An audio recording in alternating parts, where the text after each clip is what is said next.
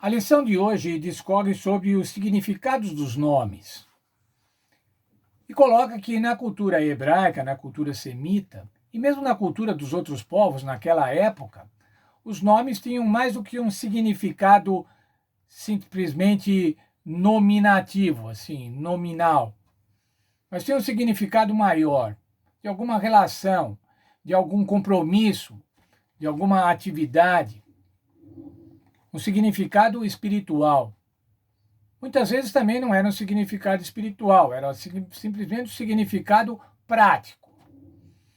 Nós vimos que os filhos de Isaías tinham um significado profético, para aquele momento profético.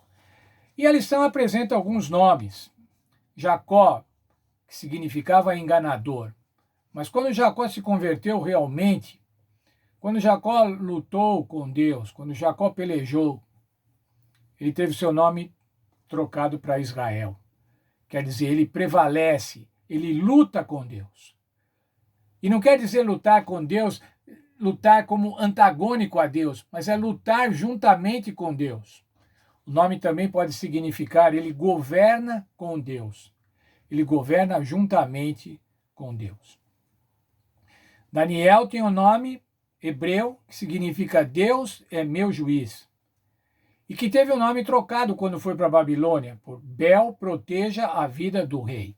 Vejam, também na Babilônia os nomes traziam mensagens, não somente um chamamento, mas mensagens. Ananias significa Yahvé é misericordioso.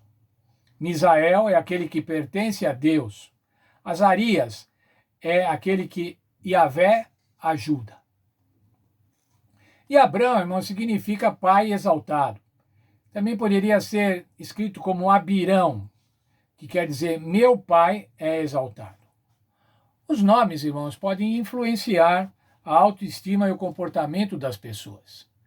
Ou os apelidos também, né? Aqui na nossa cultura, o que mais traz a mensagem é o apelido do que o nome. A pessoa chama Antônio, mas aí alguém fala assim, é Antônio, um magrela.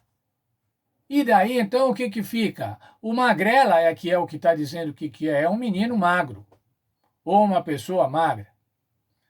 Ou fulana, a baixinha, a gordinha. Tanto é, irmãos, que hoje nossa cultura está evitando muito esses epítetos, esses apelidos, porque eles podem magoar, além de magoar a pessoa num determinado momento, influenciar para a vida. Portanto, os nomes são muito importantes. Em Gênesis capítulo 17, verso 4, a gente vê a importância que Deus deu para o nome. Veja lá, quanto a mim, essa é a aliança que vou fazer contigo. Serás pai de muitas nações. E aí no verso 5 diz assim, não mais te chamarás Abrão, mas Abraão será o teu nome, pois por pai de muitas nações te tenho posto. Qual que era a proposta de Deus para Abraão, irmãos? Você vai ser pai de uma grande nação. Você vai ser pai de muitas nações. E ele não podia ter um nome que reportava para o passado, irmãos. Abrão significava o meu pai é exaltado, ou seja, o passado é exaltado. E a aliança de Deus queria exaltar o futuro glorioso do povo e o futuro glorioso de Abrão, que agora ia se chamar Abraão. Um nome apropriado, Abraão, porque você vai ser pai de uma grande multidão. Vamos ver ainda Gênesis 17, o verso 6. Far-te-ei frutificar sobremaneira, de ti farei nações, e reis sairão de ti. E ele tinha que ter um nome apropriado, irmãos. Ele não podia se chamar o meu pai era exaltado. Ou meu pai foi exaltado. Mas não, eu vou ser exaltado. Porque a aliança que Deus está propondo para mim é para que eu seja exaltado e para que ele seja exaltado, para que eu seja uma bênção e para que o povo seja abençoado e abençoe as outras nações.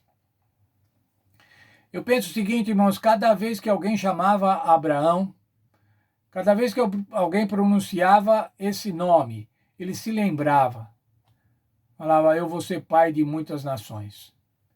Cada vez que ele ouvia o seu nome, isso reforçava a sua fé na aliança que Deus havia proposto para ele. Na aliança que Deus havia falado, você vai ser pai de grandes nações. Isso aumentava a sua autoestima, irmãos. A gente fala muito em autoestima, não é? A gente tem que tomar cuidado com os nossos filhos. Tem que tomar cuidado com os adjetivos que a gente usa com as pessoas, especialmente com as crianças, para não gravar nelas sensações ruins, para não gravar nelas pouca estima, para não gravar nelas eventuais falhas, mas devemos promovê-las, devemos promover a autoestima, para que elas tenham coragem, para que elas tenham ousadia. E quando Deus trocou o nome de Abrão para Abraão, era esse o objetivo. Eu quero que ele tenha ousadia, eu quero que ele tenha coragem, eu quero que ele tenha fé na aliança, na minha aliança, na aliança que eu, Yahvé, El Shaddai, tenho proposto a ele agora. E nós, irmãos, nós somos cristãos, participamos da nova aliança em Cristo. Qual deve ser, irmãos, a nossa abordagem, a nossa visão de que fazemos parte da aliança em Cristo? Veja, por favor, Isaías 41, verso 10. Não temas, eu sou contigo. Não te assombres, pois eu sou teu Deus. Eu te fortalecerei e te ajudarei. Eu te sustentarei com a destra da minha justiça. E veja ainda logo em seguida o verso 13.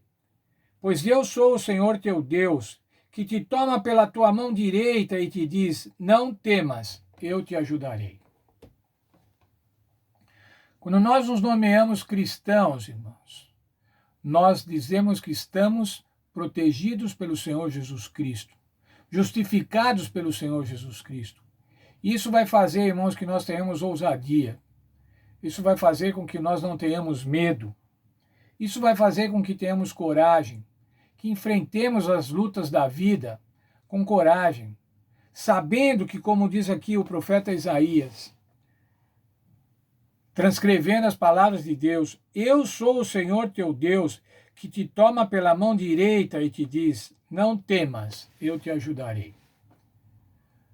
Nós estamos vivendo numa época, irmãos, especialmente este ano e o ano passado, numa época de temor, uma época de medo, de dúvidas. Não sabemos até quando vai essa pandemia. Não sabemos, irmãos, quanto tempo isso vai durar, como ela vai se desenvolver ou como ela vai terminar. Alguns já tomamos vacinas, estamos mais protegidos. Mas quando é que todos vão ser vacinados, irmãos? Quando é que nós vamos perder o medo dessa pandemia? E os cientistas dizem que, pelo visto, nós nunca vamos perder o medo dessa pandemia. Que ela vai estar por aí e a pós-pandemia, chamado pós-normal, não vai ser como nós vivíamos antigamente. Não vai ser assim. E agora vamos ficar com medo? Vamos ficar tremendo de medo? Vamos ficar paralisados de medo por conta disso? Verso 10, quero rever o verso 10 de Isaías 41. Não temas, porque eu sou contigo. Não te assombres, porque eu sou o teu Deus. Eu te fortalecerei e te ajudarei, e te sustentarei com a destra da minha justiça. Verso 13 diz assim, ele nos toma pela mão. Portanto, irmãos, assim como Abraão teve a sua fé fortalecida quando o seu nome foi dado por Deus, Abraão, pai de muitas nações, nós também, irmãos, devemos ter confiança em Deus e saber que Ele cuida de nós. Ele vai atuar em nós conforme os seus propósitos. Ele vai fazer, irmãos, com que a gente possa passar pelas tribulações, para que a gente não tenha medo. Ele vai nos ajudar. E você pode, assim como eu, irmãos, lembrar quantas vezes Deus tem nos ajudado.